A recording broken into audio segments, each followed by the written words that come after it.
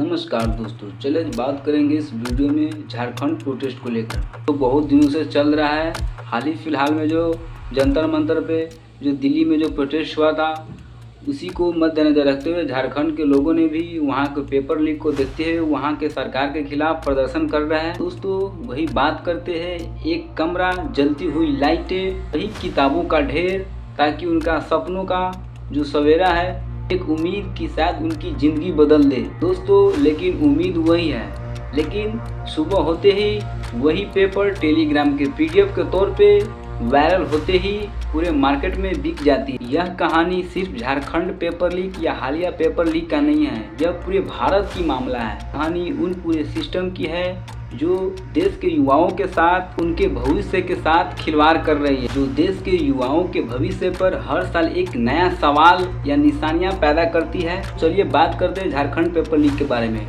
तो दोस्तों आप जानते ही है, जब भी झारखंड में, तो झारखंड क्या पूरे भारत में जब भी किसी स्टेट में एग्जाम यानी परीक्षा होती है, तो उन प्रदेश के सारे युवाओं ने अपना नींद चैन त्याग कर अपने उस परीक्षा की ओर अग्रसर हो जाते हैं। लेकिन बात क्या है, वही पेपर लीक से ही परीक्षा खत्म होती है या होने वाली होती है, तो पीछे से खबर आती है पेपर लीक। ये कौन कर रहा है पेपर लीक? और वहीं दूसरी ओर राज्य सरकार का क्या नियम है? राज्य सरकार क्या करती है कि इंटरनेट शटडाउन कराना और नई एसआई टीम का गठित करना और साथ ही जांच की आदेश देना। लेकिन बात वही है, सब कुछ कहने के बावजूद भी कुछ हाथ नहीं लगता है। उन पेपर माफियों का भी कुछ पता नहीं चल पाता है। जैसे ही उन पेपर माफियों को बारे में कुछ खबरें भी नहीं सामने आती है कि कौन पेपर लीक कर रहा है या कौन कुछ ऐसा काम कर रहा है। तमाम दवाओं के साथ परीक्षा पेपर लीक करने वाला माफिया निडर कैसे हो सकता है, लेकिन सरकार भी इन पे कुछ कार्रवाई नहीं कर रही है।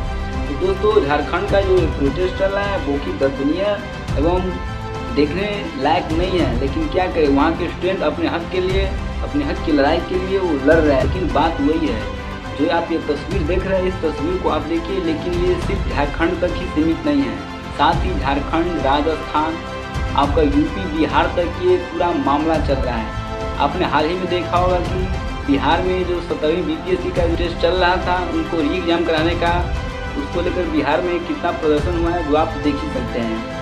इस देश में आप जिस भी कोने में नज़र डालेंगे, वहाँ एग्ज़ाम कंडक्ट अच्छा से नहीं हो पा रही है।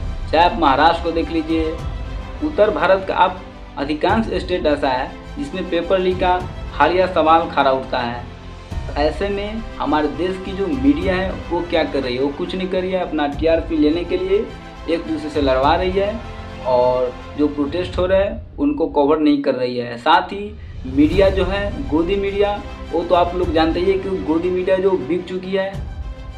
और वही बात जब लाखों छात्रों प्रोटेस्ट करते हैं, अपने सड़कों पे उतरते हैं अपने हक की लड़ाई के लिए, तो वही गोदी मीडिया इन प्रोटेस्टर्स को आतंकवादी घोषित करती है और कुछ ऐसी बात जो उसको कवर तक भी नहीं करते हैं। हाल ही में केंद्रीय सरकार ने सख्त एंटी पेपर लीक मामला नया कानून लागू किया है। कानून है पब्लिक एग्जामिनेशन एक्ट। लेकिन कानून लागू करने से नहीं होता है, यह सिर्फ पेपर पे रखने से नहीं होता है, उसको धरातल पे लाना बहुत ज़रूरी है।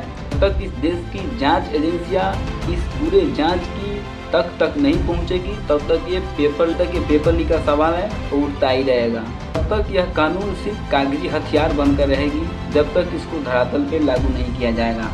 दोस्तों बात हुई है, झारखंड में जो भी चल रहा है बहुत दयनीय है, ऐसा नहीं होना चाहिए था।